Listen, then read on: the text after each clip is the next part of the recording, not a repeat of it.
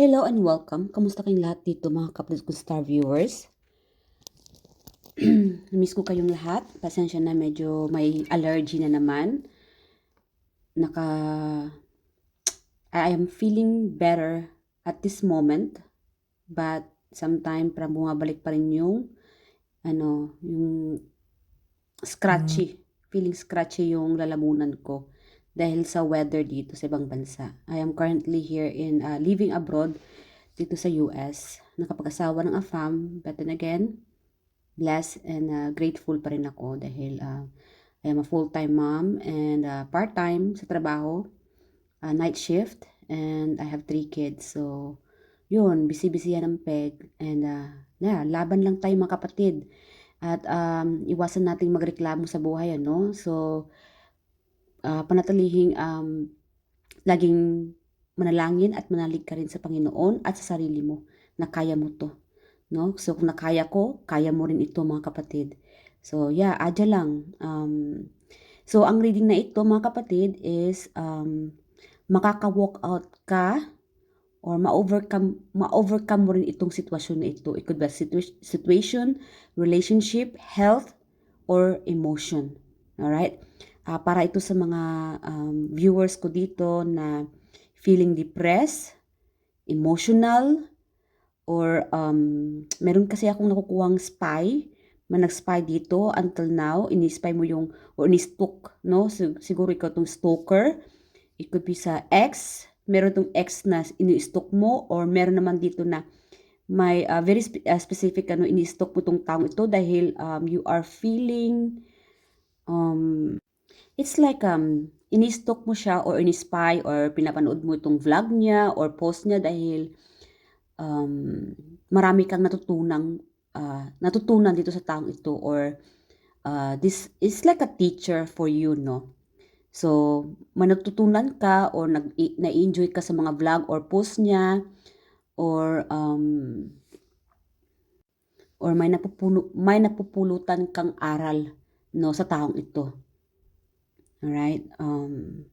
Yeah, it's just that you are admiring this person, no? Whatever this person na pinapost niya sa social media. And para dito sa mga tao or sa mga viewers ko dito na feeling not happy at the situation, whatever situation that you are in right now, low esteem, not happy sa work, feeling unappreciated, feeling broken-hearted, nalulungkot ka dahil may mga gusto kang bagay or bilhin or gawin na hindi mo nagawa or hindi mo pa na-achieve, no? Kasi meron dito na very goal-getter, no? Or a go-getter. Okay? So, meron naman dito na feeling insecure, may mga bagay or siguro gusto mong magparitoke or insecure dahil sa edad mo, you know, para bang siguro you are noticing na may feeling na it's like an imperfection, no? So you're probably feeling like or you're a kind of person na napaka perfectionist. So may gusto kang baguhin sa sarili mo or sa looks mo, no? Like again, insecure sa sarili, sa looks. I'm also getting like meron dito sa inyo na may dinadamdam, may sakit, not feeling well, pagod, something like that. And this is for you, this reading. And meron naman dito na may nasasakal or feeling na nasasakal sa isang sitwasyon. Yeah, feeling nasakal or nasasakal sa isang sitwasyon or napupuno ka na either sa tao or in general sitwasyon mo not happy, not contented, something like that, or it could be a relationship. So yeah, again, just take what resonates for you here. Kung any of this situation na ito ikaw, huwag niyo pong lahatin ha. This is general reading collective. And kung hindi man related sa iyo itong mga nabanggit ko, itong mga energy dito, then this is not for you. Maybe next video na lang baka makuha natin ang iyong energy. Alright? So, alamin natin guys kung saan ka makaka-walk out or makakaalis sa sitwasyon na ito or ma-overcome mo rin ito. So, we have here, anyway guys, itong reading na ito ay ini-edit ko na lang kasi may dinagdag ako dito or inaayos ko na lang yung video kasi yung original na video na nagawa ko yung boses ko kasi doon medyo mahina and I'm sure maraming magrereklamo na mahina yung volume. Again guys, kung mahina pa rin dito yung volume, paki-bluetooth na lang sa speaker para boom boom sa Bisaya ba no? Boom boom ang tingog yung boses ko sa reading na ito. Yeah, so that's just an idea guys sa mga nagrereklamo na mahina. And I know na iba-iba yung mga gadgets na gamit natin. So headphones, ganun, gamitin na lang yung headphones or it's better to listen, no? Pakinggan yung reading na ito or any of the readings na pinapanood ninyo or pinapakinggan.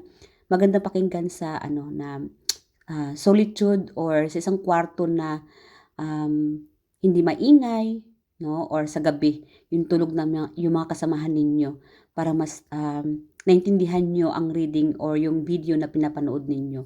Or i-bluetooth na lang sa ibang mga gadgets or speaker, something na may bluetooth, no? Para mas mapakinggan yung reading or yung pinapanood ninyo. So again, we have the sun. So the sun represents good news.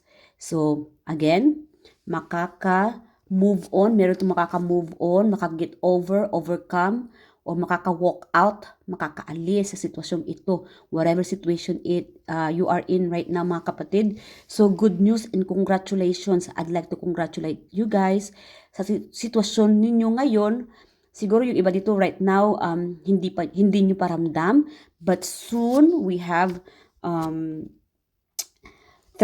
or 3060. So soon, 3 hours from now or 6 hours from now, it could be hours, days, 30 days, 60 days, 36 days, not more than 2 months guys.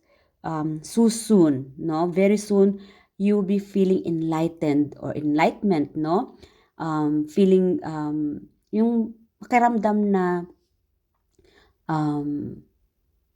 matiwasay or magiging masaya ka rin. It's like gagaan ang pakiramdam mo within hours or days, no? Or in 60 days. Like again, kung ikaw tong go-getter, soon you will be receiving or getting this whatever you desire. Kung ano itong pinaplano mo or gagawin, ma-achieve mo rin ito. Like again, soon, it's time to celebrate kasi meron tayong celebration na mangyayari or magaganap na.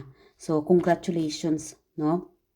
Okay, so, the sun, you will be feeling, meron kasi ditong, makakaalis ka rin sa sitwasyon nito na merong healing, no? Healing na makapag-move on, healing about emotion, especially kung ikaw itong napaka-emotional, no? Makaka-get over ka rin dito sa sitwasyon ito. Whatever make you feel down, no? Alam ko na meron dito sa inyo na feeling down, feeling depressed, napaka-emotional, unappreciated, feeling na nasasakal ka na. Lahat ng iyan mga kapatid ay makakaramdam ka rin ng paggaan ng dibdib, no? Gagaan din ang iyong pakiramdam, itong emosyon ninyo, sitwasyon, no? There will be like breaking through. Yeah, makaka-move on ka rin dito. Alright, so meron naman dito sa inyo na makaka-receive ng good news. Good news sa inyo itong it could be pregnancy, no? Pagbubuntis. Again, meron din ako dito na nakukuha na may magbubuntis ng babae o malakas dito yung pagbubuntis na babae. And guys, kung ayaw mo ring mabuntis, gumamit po kayo ng panangga, especially sa mga kalalakihan dito na nanonood ng reading natin, kung ayaw nyo makabuntis, then iwasan nyo po ang ganitong sitwasyon, meron din ako nakukuha na baka worried ka na mabuntis mo siya or something like that, very specific. Yeah, so meron kasi ditong successful ang pagbubuntis. So whatever you are worried about na magbuntis, something like that, magsasucess ito. I don't know, very specific. Pahabol ito na energy, Yeah, so i-ready mo ang iyong sarili dahil magiging tatay ka na or magiging ina ka na or magiging magulang ka na rin. So, yeah, so congratulations dahil isa ito sa mga senyales or situation na to celebrate, no? May pagse-celebrate dito. Meron naman dito ikakasal or celebration, also celebration about relationship, no? May magbo-boost dito na relationship. You will be feeling love, no? Pagmamahal sa pamilya, pagmamahal sa kapatid, pagmamahal sa karelasyon. Like again, kasi again, right now, you might be feeling unloved, feeling unappreciated. Like again, meron itong emotional baggage or emotional unbalance, hindi balanse ang iyong emosyon. So, soon, there will be a new beginning, no? Sagot sa kahirapan or sa paghihirap, no? Whatever emotion na you are dealing right now, soon you will be getting away from this situation. Freedom. Magkakaramdam ka rin ng freedom sa sitwasyon na ito. Itong relationship baggage, emotional, pagiging emotional. Sorry guys, again, meron pa rin akong nararamdaman na um, allergy. Bumabalik na naman tong allergy kasi allergy season na, pollen, pagbabago ng weather, lalo-lalo na kung nasa ibang bansa, no? It doesn't have to be na ibang bansa. Like sa Pinas pa rin, no? Uso talaga ngayon yung mga ubo-sipon, lagnat, dahil sa pagbabago ng weather. Alright, so, or dala na rin ng hangin. So, again, balik tayo sa reading natin. Okay, breaking of contract. Meron naman tayo nitong breaking of contract. So, whatever na hindi ka masaya, unsatisfied at what you are doing right now, soon you will be getting off or breaking contract, makakauwi, makaka-travel, breaking off relationship, relationship. If you are not happy in your current situation, soon, meron kasi ditong breaking off, so breakup situation, breakup of friendship, no? Or may dito, meron ditong, I'm sorry ha, low vibration. So, and low self-esteem, no? So, soon you will be feeling enlightened. Lahat ng mga low self-esteem, low vibration, low confidence o walang confidence sa sarili, soon you will be feeling boosting. Meron kasi ditong pagbo-boost ng energy or confident, no? Merong ditong uulanan. Okay? Again, guys, the universe got you. You just have to believe in yourself, believe in the universe. Manalangin kayo at manalig kayo sa Panginoon. It takes time. Huwag tayo magmamadali. You know, kailangan talaga ng magpasensya. Because the universe is working on whatever you ask. Kung ano itong hinihiling mo kay universe, they are working on it. And soon, you will be receiving it. Mangyayari na ito. Like again, meron tayong 3 days from now, 6 days from now, 30 days, 60 days, or in hours, 3 hours or 6 hours. Meron tong isang iglap lang ngayon, umiiyak-iyak ka ngayon, matamlay-tamlay ka ngayon, paggising mo, o ilang oras lang, mawala ito agad. Because the universe got you. Alright? Meron itong boosting of confidence, boosting of self-esteem, no? Meron itong breaking contract or heartbroken. Like again, meron itong may magtatapos na rin ang iyong kontrata or somehow may magta-transfer dito ng panibagong or may sa-sign contract, may bagong contract dito or offer. Maybe you will be receiving a good news about offer. Maybe this is part about your good news. Again, sa part ng good news ninyo about your contract, work-related, friendship, celebration, or invitation. You might be receiving an invitation, no? And also about sa pregnancy, that could be also good news sa iba dito, no? About pregnancy. And sa health, no? Also good news para sa inyo that you are healing, no? Makakaramdam ka rin ng sagana or paggaan ng pangangatawan. yung pakiramdam. Gagaan din ang iyong pakiramdam. And it's a good news for you. And I'm also getting like a good news about a result, whatever test result, no? Yeah, you'll be it's gonna be a good news for you. And a boosting of confidence, good news para sa iyo ito na makakaramdam ka rin ng feeling confident na kaya mo to, matalino ka. It's like nakakakuha ka ng idea or magiging feeling active ka, no? Aktibo. Aktibo ang iyong pangangatawan, ang iyong emosyon, uh, confident, no? Like again, meron naman dito na very energetic. Magkakaramdam ka ng more on energy, no? Sa health, energetically, no? Emotionally and physically. And feeling happy. Like again, makakaramdam ka ng sagana. Kung ngayon ay feeling mo na hirap ka, it's gonna be totally opposite sa pakiramdam mo ngayon. Makakaramdam ka ng sagana. You will be feeling like, finally, naranasan ko rin ito. Finally, nakakalabas din ako. Something about na nakakalabas din ako, nakakalabas ng bahay, nakakalabas ng sa trabaho, something situation na makakalabas ka rin. I don't know, whatever it is, no? Alam kong iba-iba ang sitwasyon ninyo, mga kapatid. And that's gonna be how you feeling so soon. Makakalabas ka rin. Siguro makakalabas ng ibang bansa. Like again, meron tayo nitong pagta-travel. Feeling happy, feeling free. Again, meron tayong freedom. No? Makakaalis ka rin sa sitwasyon na ito. Enjoying life. You will be feeling enjoying the life. Enjoying the relationship. No? Stable. You will be feeling soon stable. Stable ang iyong emosyon, finances, career, family, studies. So, yeah, like again guys, it's not every day, chaos, no, paghihirap. Meron ding new beginning. Kasiyahan, happiness, celebration. Sa ngayon, may pagdurusa o nagdudurusa, whatever it is, no? Sadness, emotional baggage, it will be totally different.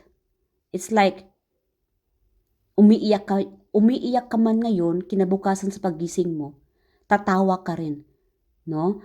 Magtatalon ka rin sa kasiyahan. Is something like that na biglang mabago ang iyong sitwasyon. So, congratulations mga kapatid. Wag lang tayong mag-focus sa mga low vibration. Just believe in yourself, believe in the universe, manalangin ka at manalig sa Panginoon. Dahil andyan sila. Whenever you ask any help, andyan sila. Wag kang makalimot na may Panginoon. Whoever you believe, your ancestors there, your spirit team, the angels are there. Ang Panginoon ay andyan palagi. Alright, so mag-reach out ka anytime.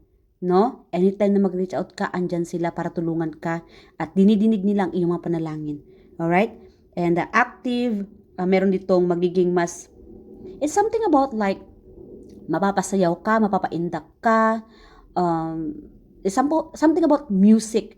So, if you guys feeling down, no, yung pakiramdam mo na wala nang solusyon ito, or feeling na it's like a end of the world. Kasi may moment tayo minsan 'di ba na wala na. May ending na. Again guys, pag may ending, there will be a new beginning. There will be a new hope, a new dreams. So think about the bright side. Huwag kayong ma-stuck sa low vibration, sa mga problema, emotional baggage. Especially kung may makaramdaman ka, may mga sakit, whatever it is, you will be healed. Kung ikaw naman itong broken-hearted, soon you will be feeling moving forward. Makaka-move on ka na rin. There will be like, ma-realize mo rin one day, hindi mo na siya ini-stalk. Hindi mo na siya chine-check, hindi mo na siya tinatanong sa ibang mga kaibigan mo, kakilala mo, whoever you know about this person na related sa person mo, ma-realize mo rin na lately hindi mo na siya chine-check, lately hindi mo na siya iniisip because you are soon feeling freed. no? Freedom, overcoming of the situation. Healing, you'll be feeling healed from this situation. Makapag-move on ka na rin. Slowly, but stable. Magiging stable na rin ikaw, mga kapatid. Or makakaramdam ka rin ng stability, no?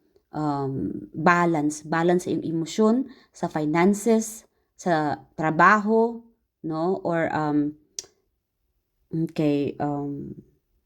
active sa talent, and you will be feeling sweetness, no, sa partner, friendship, family members, healed, no. I'm also getting like, if you've been in a situation na hindi ka pa nakapag-move on, both of you and your person will be are finally moving forward. Meron itong both side na makakapag-move on na rin, healed. All right? And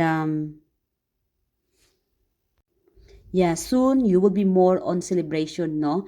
Party dito is like kaliwat kanan ang celebration kasi meron dito sigurong whatever it is, siguro wedding, no? Wedding or may uuwi. Celebration sa trabaho dahil may bagong siguro improvement. Meron kasi dito nakukuhang improvement, no? Pagbabago, magandang pagbabago. It's like you are leveling up. Alright? So, may mag-glow up dito, looking good, feeling confident. Meron naman dito na magpapaayos ng buhok. Maybe this is the right time for you guys na, or a realization or an idea, no? Especially if you have this low esteem, walang tiwala sa sarili, feeling na hindi ka maganda, hindi ka gwapo, hindi ka sexy, hindi ka macho, something like that. Soon you will be attracting, you know what? It's like you will have this realization of loving yourself. No? It's like you will be focusing on magpapaganda, diet, do more diet or workout. Maybe this is what you need, no? Mag-workout ka, something about like new hairstyle, new look, mag-shopping, no? New something new, no? Kasi I'm getting like soon you'll be feeling new you. Pagbabago sa you. People will be noticing you like what's new about you. There's something new about you. You know, you will be feeling cheerful, happy, it's like more alive kasi meron ditong nananahimik, no? Sa pananahimik mo, bigla na lang, it's like you are just doing your own thing, no? Nananahimik ka lang, but then even if nananahimik ka lang, mapapansin ka pa rin ng mga tao sa paligid mo. Sa paligid mo, sa trabaho, sa school, sa pamilya, no? Mapapansin ka ng relatives mo, or sa social media, mapapansin nila ang pag-glow up mo, pagiging happy mo. It's something about your energy, no? Distracted or getting attention. Makukuha ng mga tao ang attention mo. Or something about na, it's about you, it's like agaw pansin. No? May magbuboost dito na energy. It doesn't have to be na napakaganda mo, napakagwapo mo. It's about your energy. May glow up energy dito. You are shining more so soon. Kung ngayon feeling nagdidim, no? Nagdidim yung light mo, soon it will be just brighter than the sun. And people will get your attention. It's like yung attention nila mapupunta sa iyo. No? Yeah, so congratulations to that, guys, mga kapatid. Meron naman dito na you will be feeling healthier. Like again, meron ditong healing, no? Healing. So, congratulations whatever you are feeling right now. Soon, in few hours or days, you will be feeling healed whatever you are feeling right now ng mga sakit. Congratulations kasi makakatanggap ka rin ng good news. It could be sa test result, no? Like again, medical test result. It's gonna be good news for you. Whatever test result na pinapasa mo or ginagawa mo. And meron naman ditong hard work pays off. So again, sa ngayon, yung pakiramdam mo na hirap or paghihirap, makakalabas ka rin dito. Or you will be getting through. No, makakaalis ka rin sa sitwasyon na ito, itong paghihirap. It's okay. Everybody experience this kind of challenges. Whatever challenges na situation that you are in right now, makakaalis ka rin dito. It's gonna be like a problem solved for you. You'll be feeling enlightenment, no? Happy. You'll be feeling meron kasi ditong magiging stable ang iyong finances. You will be feeling stable. Stable ang iyong pamilya, ang iyong finances. Alright? Or meron naman dito na parang madadagdagan ng iyong kinikita. May mag-grow dito. There will be a growing about your finances, and congratulations for that. Because you deserve this. Alright? So, meron naman dito na paglilipat. No, may maglilipat ng bahay or something na paglilipat because maybe like again, nasabi ko na kanina, unappreciated sa pamilya or unappreciated sa whatever it is, na feeling unappreciated or nasasakal ka, maybe this is the right time for you na maglilipat, no, or paglilipat. Kasi meron ako nakukuha nangyayari na nangyayari itong paglilipat. Yung iba naman dito, if you feel depressed, no, sa kasamahan mo, maybe this is the right time for you na maglipat ka na. Paglilipat ng bahay or paglilipat ng trabaho or whatever situation na hindi ka satisfied. Alright? This will be a good idea for you. Maybe this is also a good news for you na idea na why not na hindi ka maglilipat, no? So it's good na maglipat ka na lang kasi you choose yourself, choose love. Choose the people who will appreciating you. No, kung sino ito ma-appreciate ka. Or a company na ma-appreciate ka. Yung galing mo, yung tapang mo, yung kabutihan mo. So, love yourself. Kasi the more na minamahal mo ang iyong sarili, the more na nag-a-attract yung blessing sa'yo. Or admirers or mga tao na, marami kasing tao na nag-a-admire na rin sila sa'yo. Because people sees you na workaholic, hardworking person, people here, no? Hindi ka umuurong sa isang sitwasyon. Palaban ka. Kaya mo to, mga kapatid. At nakikita yan ng mga tao. Alright? So, ano pa? So, kung meron kayong mga gamit sa bahay, guys, no, na advice ni universe dito, if you have other things, mga bagay sa bahay na hindi naman na kailangan, or maybe this is the right time na maglinis ng bahay o maglinis ng mga gamit, i-donate ang mga gamit na hindi naman kailangan, or iwasan din, mga kapatid, ang gumastos, no, ng hindi naman kailangan. Kailangan mo rin magtipid or mag-save ng pera dahil kailangan mo to in the nearest future. Very specific message for you here. So, paglilipat and donate, no? Donate the things that you don't need. Kasi sa ibang tao, whenever they receive things from you, it's a big help. Malaking tulong na rin yun sa iba, no? So, yeah. Save your energy wisely. And gumastos. Huwag gumastos, no? Huwag gumastos ng hindi naman kailangan. Kailangan talaga mag-ipon ng pera. And the last message here, clean up the mess you created, whatever you guys did, no, kung ano yung ginawa mong sitwasyon, it's time to correct this. Very specific. And soon, you will be overcoming this situation. Alright? Makakaalis ka rin sa sitwasyon na ito. May mag-e-end dito sa sitwasyon na ito. If you did something wrong, humingi ng papapatawad. Like again, clean up the mess. Oras na para linisin. I don't know, linisin ang iyong guilt. You might be feeling guilty, whoever you are. Very specific. Again, hindi ito para sa lahat. This is for the person na feeling guilty right now. Oras na para gumawa naman ng tama. Or do what's best thing to do. Alright? As a reminder, guys, The universe got you. You will soon feeling recover, feeling new, brand new. Celebrate. It's time to celebrate soon because you deserve this. Alright? In 3 days, 6 days, a new beginning for you. In an hours, kinabukasan pagising mo, very specific. Parang, it's like a, uulitin ko lang mga kapatid. Hindi pala na-record yung ending. But anyway, uulitin ko lang.